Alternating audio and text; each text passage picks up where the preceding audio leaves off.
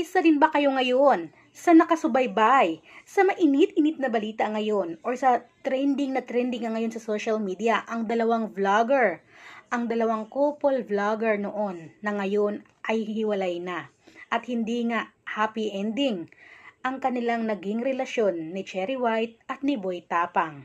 Dahil guys, umabot na po sa tolpo ang kanilang naging away.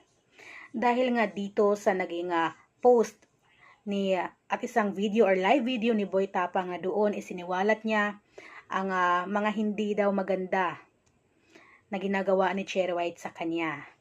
At ayon naman dito ay naunahan nga si Boy Tapang ni Cherry White. Si Cherry White nga ang nakaunang nagpatulpo dahil noong una ay binanggit nga ni Boy Tapang sa message na ibinahagi naman ni Cherry White sa kanya social media na sa tulpo daw sila mag-abot. Pero take note guys, naunahan siya ni Cherry White dahil doon nagreklamo si Cherry White dahil nga sa mga sinasabi ni Boy Tapang noong nag-live siya. At doon ay sinabihan siya ng mga hindi magagandang salita. Kaya ito ang nireklamo ngayon ni Cherry White. At yun nga guys, gusto nga tulungan at gusto isolve nga ni Senador Raffy Tulfo na maging okay sila ni Cherry White, magkabati si Boy Tapang at si Cherry White. Pero si Cherry White guys ayaw na niya at gusto niya nga idaan daw ito sa legal at may attorney siya. At ayun naman ay meron na ding attorney si Boy Tapang. Kaya ngayon ay sinusubaybayan ito ng mga netizens or sa mga followers nila dahil nung umpisa guys, napaka-sweet nila talaga. At makikita mo ang sweetness ng dalawa dahil talaga namang ibinabahagi nga nila sa kanilang kanya-kanyang social media account. Pero ngayon, wala na guys.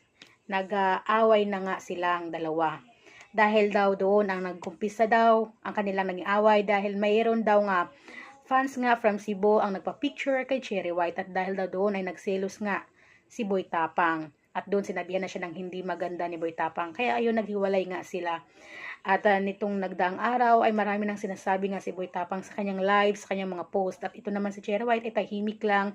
Hindi na niya sinasabihan pa ng hindi maganda si Boy Tapang. Kung hindi, ito na. Gusto ni Cherry White na legal nga.